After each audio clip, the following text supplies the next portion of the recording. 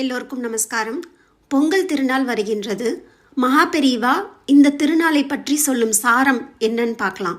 பொங்கல் என்பது ஒரு ஆன்மீக பாடம். இயற்கையை வணங்குவதுதான் பொங்கல். சூரியன், மண், மழை, மாடு இவையெல்லாம் மனித வாழ்வின் ஆதாரம். அவற்றுக்கு நன்றி செலுத்தும் திருநாள்தான் பொங்கல். பொங்குவது பானை மட்டுமல்ல, மனிதனின் உள்ளமும் தான். அகந்தை, கோபம், பொறாமை போன்றவை வெளியேறி அன்பு, பக்தி, நன்றி உணர்வு உள்ளத்தில் பொங்க வேண்டும். உழைப்பை வணங்கும் சமூகம்தான் தர்மத்தை காப்பாற்றும். விவசாயிகளின் உழைப்பை மதிப்பது, மாடுகளுக்கு மரியாதை செய்வது என்பதெல்லாம் வேத சம்பிரதாயத்தின் தொடர்ச்சி என்று பெரியவா வலியுறுத்துகிறார். சூரியன் தன் பாதையை மாற்றுவது போல மனிதனும் தன் தவறான வழியை விட்டு தர்ம பாதைக்கு திரும்ப வேண்டும். சங்கராந்தி அன்று சூரிய நமஸ்காரம், காயத்ரி ஜபம், தானம் இவையெல்லாம் செய்வது மிகவும் சிறந்தது. பழைய பாவனைகள், தீய எண்ணங்கள் அனைத்தையும் விட்டுவிட்டு புதிய நல்ல ஒழுக்கத்துடன் வாழ்க்கையை ஆரம்பிக்க வேண்டிய நாள்.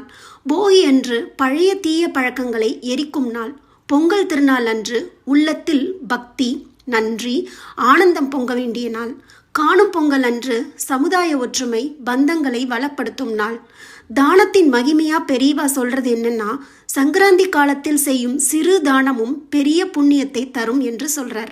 என்னென்ன தானம்னு பார்த்தா, எள்ளு தானம், அரிசி, வெல்லம் தானம் செய்வது, பசுக்களுக்கு உணவளிப்பது, ஏழைகளுக்கு அன்னதானம் செய்வது இவையெல்லாம் சங்கராந்தி காலத்தில் செய்யும் போது மிகவும் புண்ணியத்தை தரும் என்று சொல்கிறார்.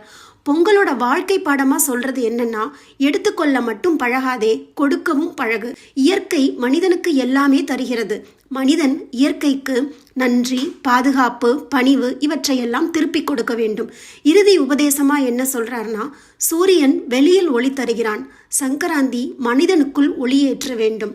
சங்கராந்தி என்பது வெறும் பருவ மாற்ற திருவிழா மட்டுமல்ல, மனமாற்றம் வேண்டிய நாள் என்று மகா பெரியவா கூறுகிறார்கள். பெரியவா அருளால் உங்கள் இல்லத்தில் வளமும் உள்ளத்தில் சாந்தியும் பொங்கட்டும். அனைவருக்கும் இனிய பொங்கல் நல்வாழ்த்துக்கள். நமஸ்காரம். जय जय शंकर हर हर शंकर